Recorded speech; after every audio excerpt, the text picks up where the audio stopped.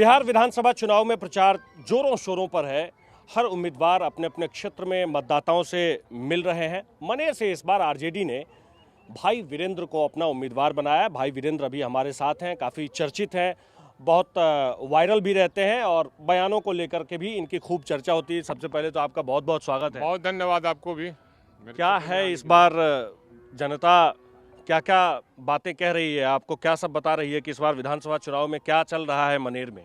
देखिए, मनेर में कोई लड़ाई नहीं है और यहाँ हमारा कोई विरोधी नहीं है। नहीं, देखिए ये तो मैं किसी भी उम्मीदवार से पूछूंगा तो वो कहेंगे हमारी कोई लड़ाई नहीं है, हमारे सामने कोई टिकने वाला नहीं है। ऐसा है ना कि आप घूम जाइए पूरे इलाके में तो आपको पता चल जाएगा कि भाई वीरेंद्र ऐसे ही नाम नहीं है मेरा।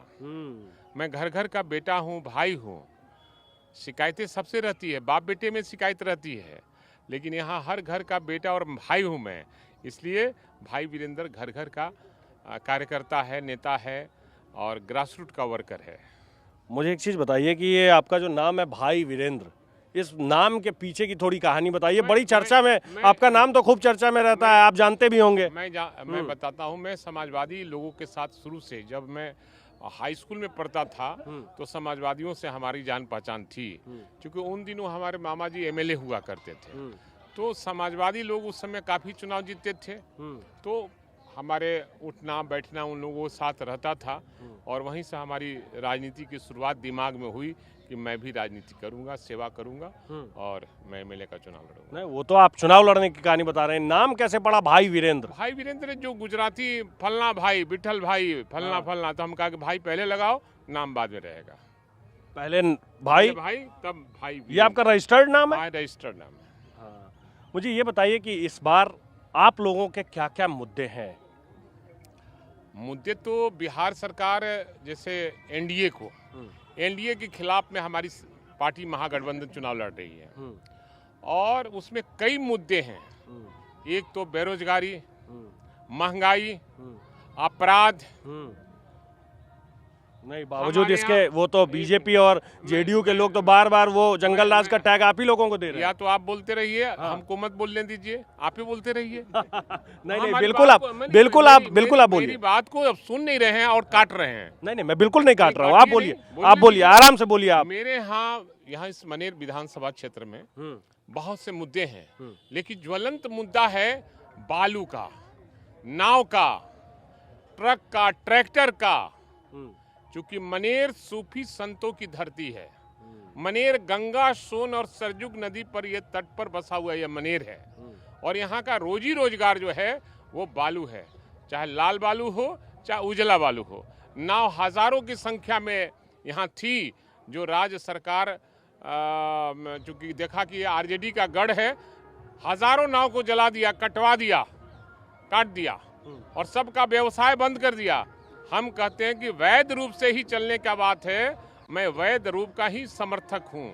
वैध रूप से चालान लेकर चलने का, चालान लेकर भी वैध रूप से चलने वाले लोग पर कार्रवाई होती थी, पकड़ा जाता था, फाइन होता था। तो ये सरकार, राज्य सरकार खासकर मनेर के लोगों को काफ़ी परेशान करने का काम किया है। हमने वादा किया है कि इस बार हमारी सरकार बनेगी, इन मुद्दों को हम सरजमीन पर उतारेंगे और सबका रोजी रोजगार उससे जुड़ा हुआ है। एक नाव पर 25 व्यक्ति काम करते हैं, 25 व्यक्ति है और 25 आदमी पर एक व्यक्ति पर 5 व्यक्ति भी अगर रख लीजिए, अगर उस पर निर्भर है तो उसमें बहुत सा पैसा होता है, बहुत सा काम होता है, बहुत सा व्यक्ति हो गया और उससे है क्या जुड़ा हुआ सारा व्यवसायी है। चाहे वो मिठाई का दुकान हो, चाहे वो राशन की दुकान हो, फार्चून की दुकान हो, चाहे वो ठेला हो, रिक्शा हो, सब उससे जुड़ा हुआ है।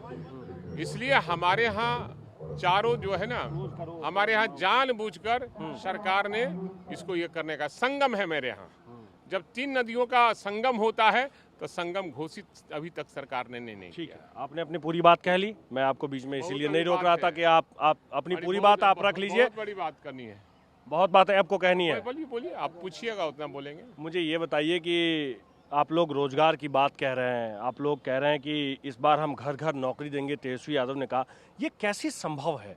भाई वीरेंद्र जी, आप तो जमीन से जुड़े हुए नेता हैं, आप कहते भी हैं आप लंबे समय तक राजनीति में इतने करीब से आप रहे हैं, विधायक रहे हैं, ये कैसे संभव है कि इतने सारे लोगों को बिहार में हर घर में एक एक नौकरी मिल जाए? कैसे पॉसिबल है? आप जानते हैं ना, तेजस्वी प्रसाद के पास तेजस्वी प्रसाद यादव के पास विजन है।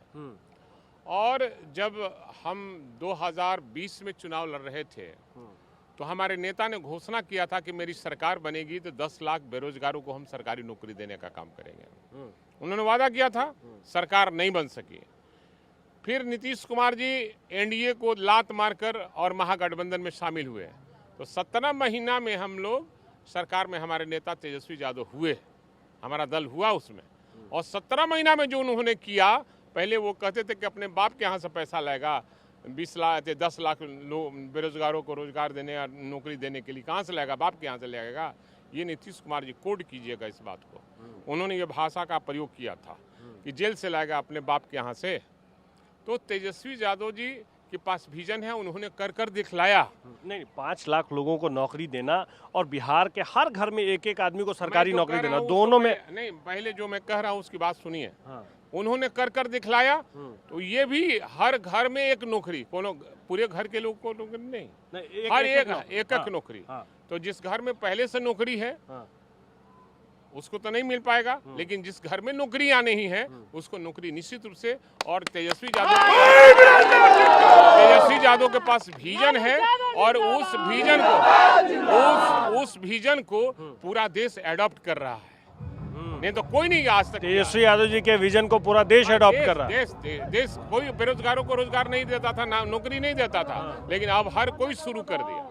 तो कोई डेटा आप लोगों ने बनाया है इस पर, में कोई तैयारी की है, या अभी जो है चुनाव में बस अब कहना है लोगों को, वादा करना है, वादा कर दिया है, बाद में देखेंगे? ऐसा है कि आप उन लोगों से बात कीजिए जो जुमलाबाजी करने वाले लोग हैं। हम लोग जुमलाबाजी करने वाले लोग नहीं हैं। हम लोग जनता से जुड़े हुए हैं, जनता की समस्याओं को जानते हैं और जनता के हर वादे जो अपनी वादा है उसको सरजमीन पर उतारने का काम। नहीं, लेकिन ये थोड़ा कठिन है, ये इस बात को आप भी जानते हैं। कठिन हो सकता है, लेकिन क्या असंभव जैसा लगता है कि हर घर में एक एक नौकरी? वो हम लोग कर दिखलाने का काम करेंगे। चलिए, आप इस बात को कह रहे हैं कि हम दिखा देंगे। हो सकता है आपका जो ये एजेंडा है अभी हिडन रखे हैं, आप ओपन नहीं करना चाहते हैं। तेजस्वी यादव को लेकर के अब्दुल बारी सिद्दीकी ने एक बड़ी टिप्पणी की है, आपने सुना है वो टिप्पणी? आपको मालूम है? नहीं, उन्होंने, मैं बता देता हूँ, आरजेडी दफ्तर के बाहर एक बड़ा सा पोस्टर लगाया गया। उस पोस्टर के ऊपर में तेजस्वी यादव की तस्वीर है, उसमें लालू प्रसाद यादव की भी तस्वीर नहीं है। उस पर लिखा हुआ था नायक। अब्दुल बारी सिद्दीकी ने कहा है कि उनको जननायक बनने में भी वक्त लगेगा, अभी समय लगेगा। भाई वीरेंद्र क्या कहते हैं इस पर? देखिए, हम नहीं जानते हैं किसने क्या बयान दिया, लेकिन लालू यादव के वारिस तो हैं। उन्होंने घोषित किया कि मेरे बाद तेजस्वी यादव ही आरजेडी को देखेंगे और यही नेता हैं, और उनको एक्सेप्ट कर दिया है बिहार की जनता ने। आप उन्हें नायक मानते हैं? अरे, हमारे नायक तो अभी जिंदा हैं, अभी तो नायक हमारे जिंदा हैं। अगर वो चले जाएंगे तो ये नायक होंगे निश्चित रूप से। आप मानने को तैयार हैं? एकदम। इस बार अगर आपकी सरकार बनती है तो क्या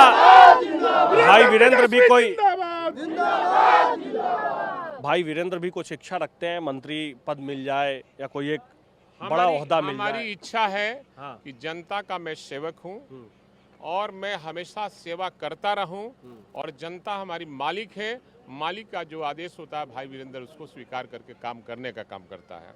मेरा प्रथम प्राथमिकता जनता है, पब्लिक है, उसके बाद परिवार है। आपने अभी एक बयान दिया, उस पर में भी खूब चर्चा हो रही है। बिहार बीजेपी ने भी उसे आड़े हाथों लिया है। आपने तेजस्वी यादव को गेहुअन सांप बताया है। सवाल है कि कहने का होता है ना कि अगर शेर का बच्चा तो शेर ही होगा ना। नहीं, तो उसकी तुलना तो आपने गेहुअन सांप से की। नहीं, आप लोग पत्रकार है ना। आपका टीआरपी कैसे बढ़ेगा इसका ध्यान रखते हैं। तो आपने ही कहा ना गेहुअन सांप। आपने नहीं कहा, दिखाइए तो। अरे, गेहुअन सांप आपने कहा? नहीं कहा है। मैंने कहा कि लालू यादव समाजवादियों का नेता है और समाजवादी विचारधारा है और गरीबों के नेता हैं, और समाज में जो दबे कुचले लोग हैं उनकी आवाज है वो। अगर उनसे भी आगे बढ़कर ये नौजवानों के आइकन हो गए हैं। उनकी धारा को आगे बढ़ाते हुए आप आइकॉन जानते हो हैं गए। कि आपने कह दिया है, अब उसको डैमेज कंट्रोल नहीं, करने के लिए नहीं, भाई नहीं। वीरेंद्र अब ऐसी बातें कह रहे नहीं, हैं। भाई- आपने कहा है कि भाई- गेहूं सांप का बच्चा गेहूं सांप ही होता नहीं, है। ऐसा है कि उसका कहने का तात्पर्य आप नहीं समझ सके ना। आप पत्रकार जरूर हो सकते हैं, हाँ। लेकिन जो हम मैं लोग किस तात्पर्य में कहा था बताइए जरा। नहीं, तात्पर्य कहा कि कोई होगा तो उसी का नाम ये होगा। अगर हमारा बेटा होगा तो भाई वीरेंद्र के धारा पर ही चलेगा ना, धारा तो अलग नहीं ना होगा। तो वो उसकी तुलना तो आपने गेहूं सांप से वो की है। चलिए, वो आप लोग ऐसे तोड़ मरोड़ को बुलवा देते अच्छा हैं। चलिए, एक बात और बताइए। आपने लालू प्रसाद यादव को नायक बताया, आपने कहा हम तेजस्वी यादव को भी एक्सेप्ट करेंगे। तेज प्रताप यादव आपसे बहुत नाराज रहते ऐसा हैं। है कि वो पारिवारिक मामला, हमसे कोई नहीं, नाराज तो आपसे नाराजगी नहीं अरे है? ऐसा है कि तेज तो प्रताप, आपके खिलाफ भी तो उन्होंने उम्मीदवार उतार दिया है। सुनिए ना, तेज प्रताप जी आदरणीय लालू प्रसाद यादव के लड़के हैं। कोई लड़का वो जब जन्म लिए थे तो बढ़ई हुआ था, छठियार हुआ था, तो मैं अपने दियारे के सब्जी को ले गया था उनके छठियार में खिलाने के लिए। लालू जी ने कहा था कि भाई वीरेंद्र वहाँ से सब्जी लाना दियारा का, तो मैंने ले गया था। अगर कोई बेटा भतीजा अगर जांग पर कोई बिस्ती कर देता है तो जांग को काटा जाता है कि उसको धो दिया जाता है।